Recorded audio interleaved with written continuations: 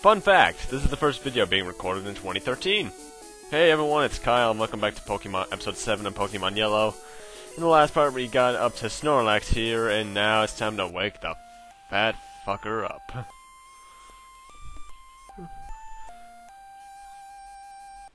Why have I always liked that tune?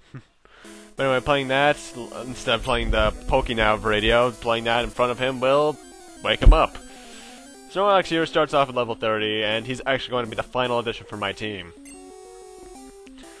He doesn't know much at first. He only knows Rest, Tackle, and Amnesia. Yeah, I think it's Tackle. It's either Tackle or Slam. He's normal type, so using a fighting type would be recommended, but for me, I just decide to... Considering I'm kind of overleveled for this point, although it's kind of funny, because we're going to the next gym in this part, and I fight a level 44 Pokemon there, so... Am I that overleveled?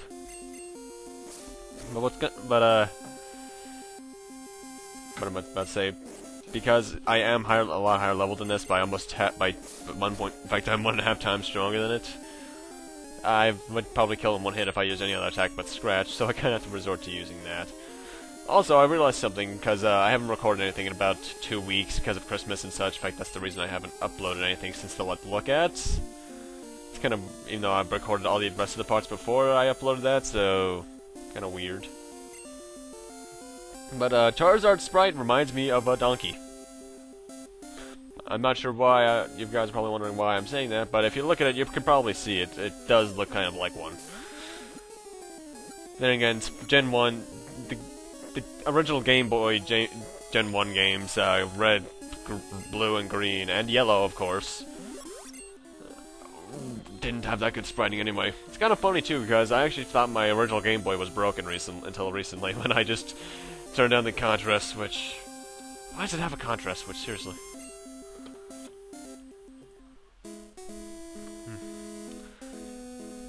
But now that we caught Snorlax, or Tom, time to continue on to this route. And in that house right there, you can actually get the first rod. And, well, not the first, it's like the second. The old rod, I think, is in Vermilion. You can get another rod there and catch some water-type Pokemon, but I'm not going to be doing that. Although, surprisingly, I'm over halfway done with the Pokedex. I think I've seen 89 Pokemon by this point. I think I check after the next trainer.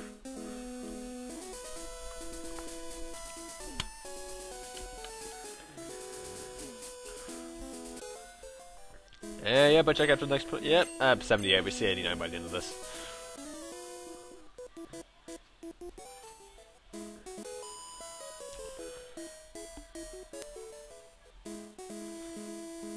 Actually, I wanted to bring this up, but one thing I did like about Gen 5 especially is that, see, Gen 1 through 4, you need the HMs to progress any further because they're mandatory items. But in Gen 5, they're optional, which I really liked, because, especially in Gen 1, using the HMs is annoying, especially in this iteration, because the Game Boy ones, you have to enter your menu each time to use them, which gets monotonous and tedious all at the same time.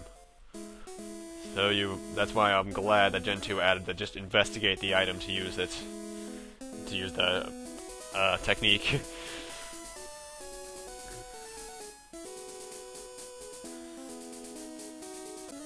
But these couple routes are actually just gauntlets of trainers to get you leveled up properly, because I think the gym leader has level 44 Pokemon in the next town.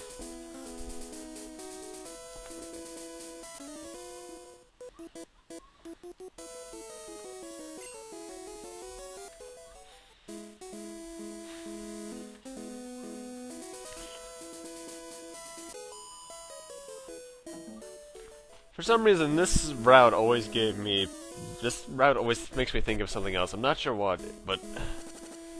Oh, that's right, I think Abe got poisoned in that last battle.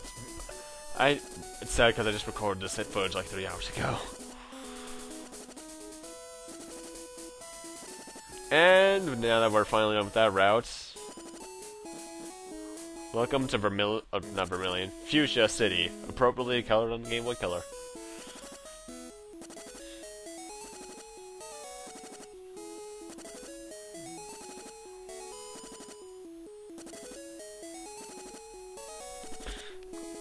But actually, Fuchsia City, in my opinion, is probably the weirdest town in the game. Besides, of course, this is where the Glitch City glitch can be done.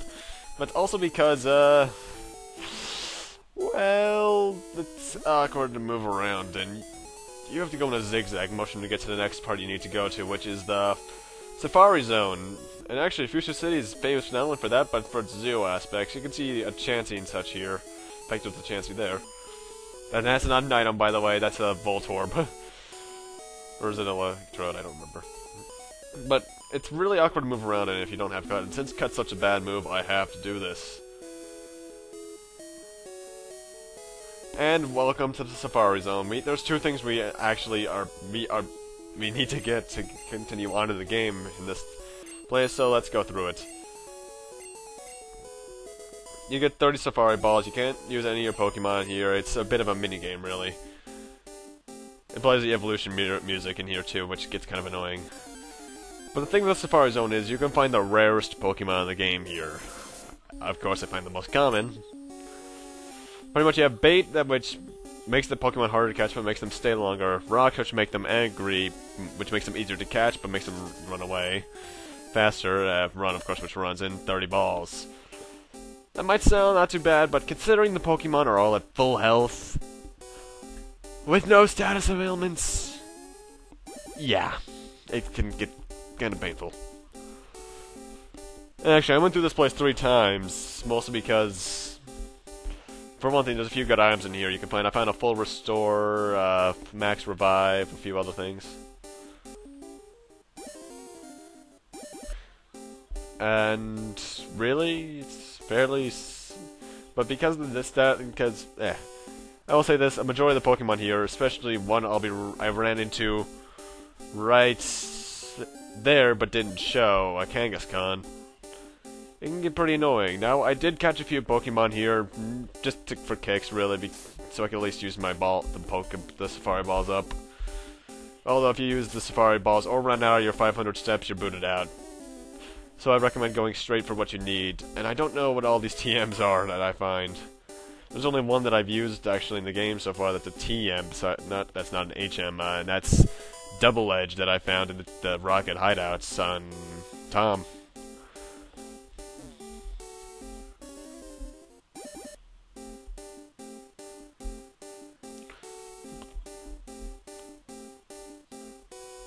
Oh god, how much I missed the Smash Brothers Brawl remix of this song. Or is it Melee?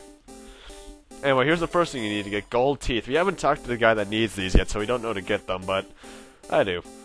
TM32, don't know what it is. I don't really know all the TMs by heart, nor do I know the HMs, because they seem to change from generation to generation. And here's the second thing we need to get. Reach this house, and you find HM03 Surf. I'm gonna teach that to Fallon immediately, so we can get that out of the way, because Surf is actually the best water move in this game. Technically speaking, Hydro Pump has a higher power, but its accuracy is crap, so Surf immediately comes the best because of that. I can tell you this, I'm going to be abusing it off screen, especially in Gym 6. And here's a little trick you can use to stay in this place forever. Don't walk immediately, just walk around in place like that, and you will encounter a battle eventually. But I also use that for transition to get out of there, and that for transition to get back to the Pokemon Center. Anyway, now that we got those gold teeth, let's head in here. Talk to this old guy who's actually the warden of the Safari Zone, apparently. And for doing that, we get HM04 Strength. I'm gonna teach that to Tom.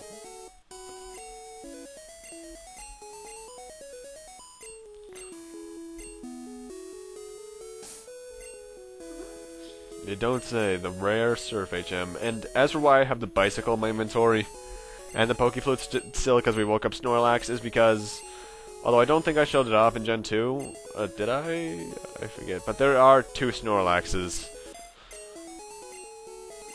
And I need the Pokeflute for the second one, because I want to show off every route in the game.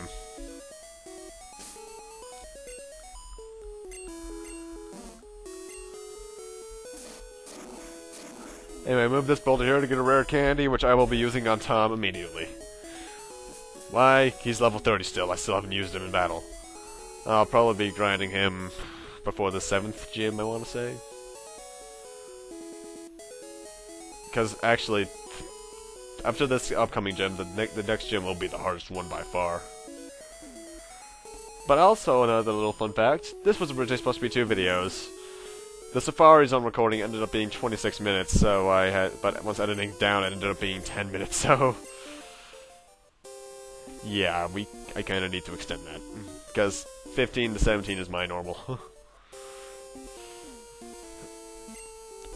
And if you can't tell, even though you can't really tell, the Fuchsia Gym is Poison type, although for some reason the majority of the people here use Psychic types.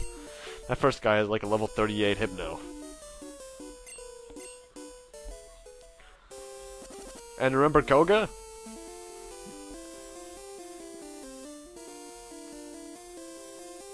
Wait, what? Sorry, got distracted there. Anyway, this is Koga. Remember him from Gen 2? No? Well, he was the, I want to say... I think he was 3rd in the Elite Four in Gen 2. You'll probably recognize this sprite. Yep, this old guy. His daughter did not exist at this point, so it's just me, us, and him. But see, we're not that over-leveled, even though I think Charizard is... Abe is level 50 at this point. But yeah, if you have a fire type, which you pretty much should, because it's best that you get the starters in this game. If you have him as a Charizard with Flamethrower, she learns at, I want to say, level 46, it should be no problem.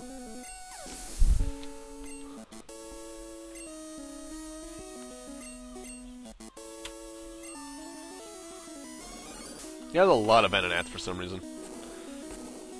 Then again, a majority of the teams in this game for the gym leaders are based off their anime counterparts, but I only remember him having 1 Venonat in the anime. And a Venomoth. Oh wait, speaking of Venomoth, I think. Yep, here it goes.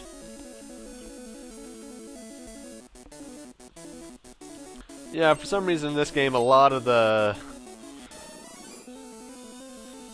gym leaders' benefits can either be benefited or very much harmed by the fact that they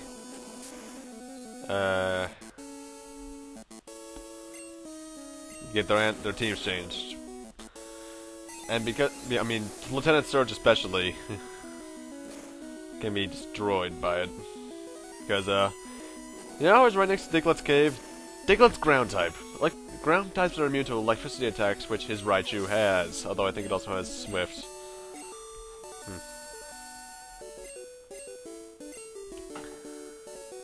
And that is the 5th gem beaten.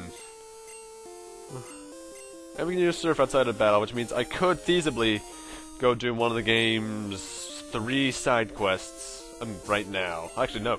I can do 2 of them. However, I'm not going to be showing those off until right before we go to the Elite Four of this game. And after that, there will only be 1 side quest left to show off, which I kind of need to beat the game to show. I'm still questioning how I'm going to do the Elite Four in this game, because my team is not as powerful as it was in Gen 1. And considering the Elite Four are higher level in this game. Anyway, to go this way, by the way, there's a guy up here you can trade with, but I just wanted to check, so I think you need like you can get a Parasect for something. Anyway, you need the bicycle to go on here, so if you don't have it, you can't go on. Anyway, while this is the biking path. It's actually supposed to be on an uphill incline, which is why you're actually going slower than normal on the bike. In fact, if you're not to hold anything, you'll just zoom down.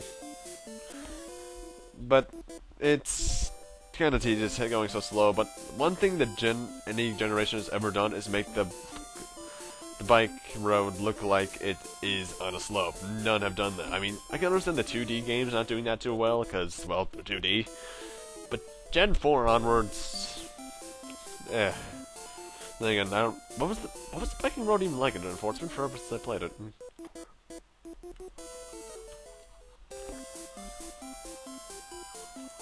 Was there even a biking road in Gen 5? I forget. Then again, I still have to do everything in Gen 5, because there's a lot of side quests in that one. So many side quests, so little time.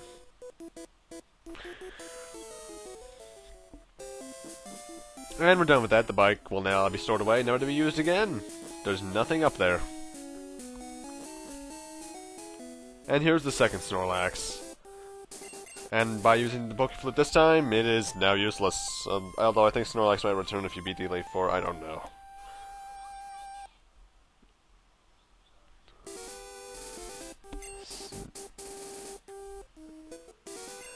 And with the big yawn, Snorlax returns to the mountain. That's what happens if you defeat the Snorlax.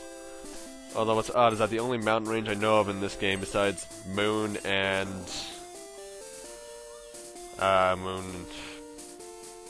What's the other one called? The one right before... The mountain before Lavender Town, really. Those are the only ones besides Mount Silver, which makes me wonder, did he live in Mount Silver?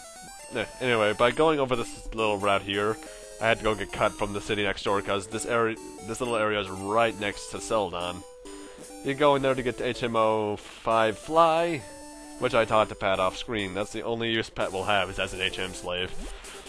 Oh, Pat, you served me well. And now we're in Saffron for reals. It's time to do everything we can here. There is a gym here and little side quest that you can do that I'm not going to because it doesn't really get you anything besides the Mimic TM. There is another thing I can do here as well, but I won't be getting to that until later. But now it's time for us to do what we really came here for. Silphco. Remember the Silph Scope? It was made here. And if you can't tell by the threatening music, Team Rocket's here. Thank you guys for watching. Rate, comment, subscribe, all that kind of stuff. I'll see you guys next time.